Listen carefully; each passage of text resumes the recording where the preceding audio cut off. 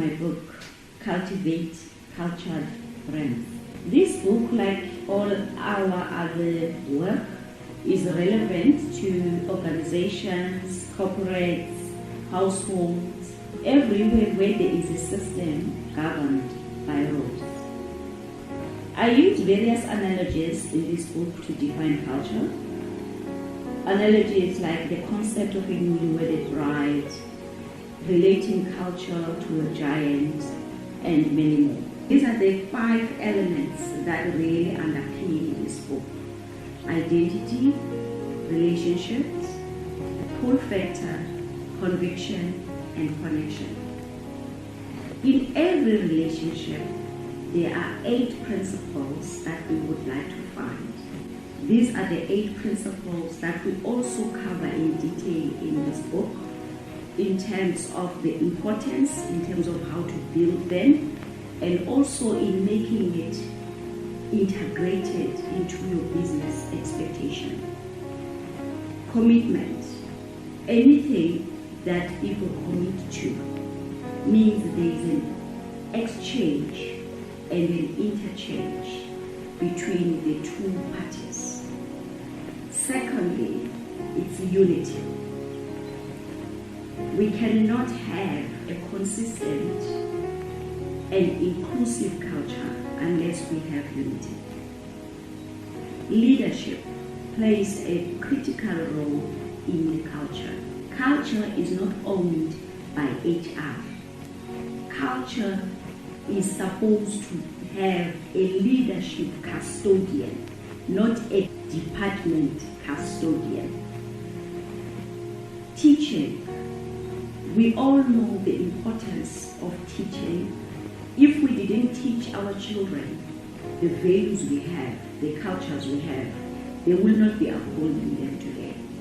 But somehow in our organizations and in our corporates, when we employ people or when we have people joining our organizations, we don't see a need to teach them. Reward.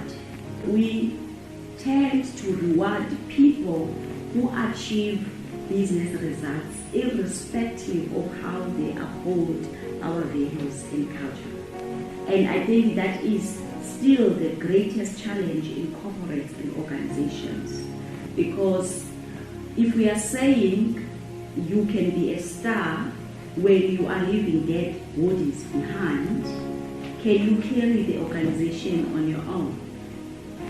Embrace. Embrace is more around the elements of gratitude, appreciation. Show appreciation for people who uphold your culture.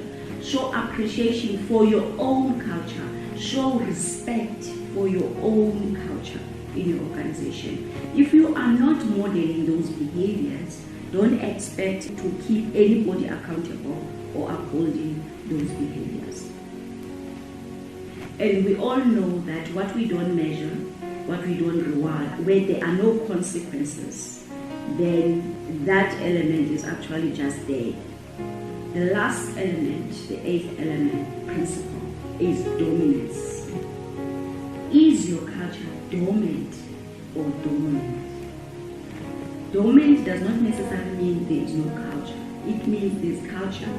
It's put in the walls, it's on the intranet, but when you actually walk the walk in the business, you don't see it. Few elements we also cover in this book is trust and unity. We talk about trust all the time as one of the components we need to be one.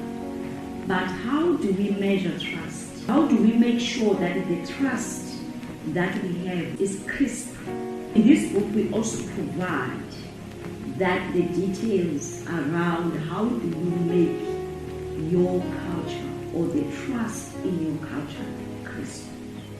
The second element, as I said, is unity. Because where there is no trust, there can never be unity.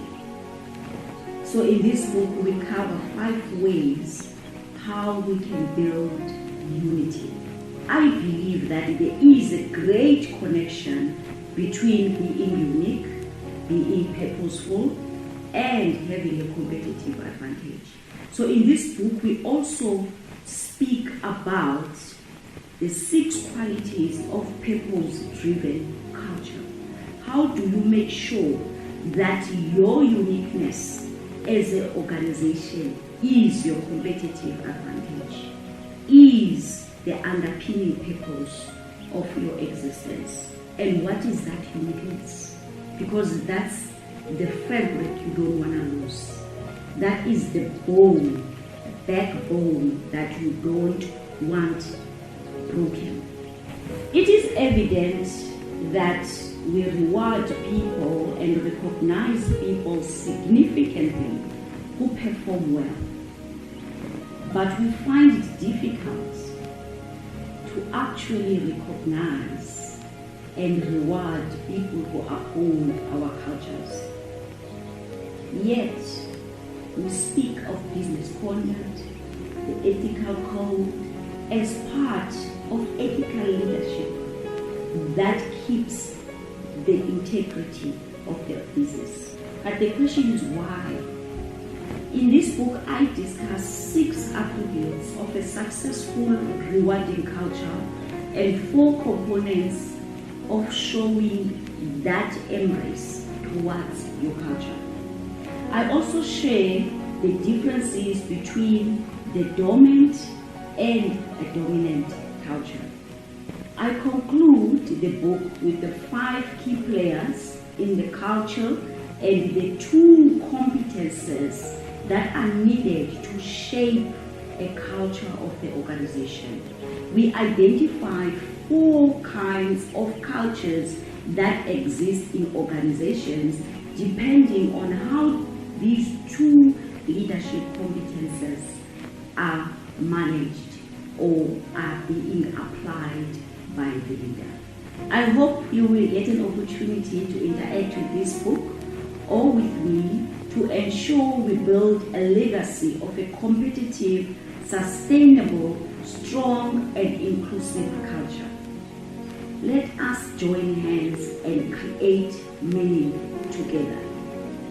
I wish for you and your teams to reap a legacy, to invest in what lasts, to travel the journeys that matter, and to engage for fruitfulness. Thank you for watching.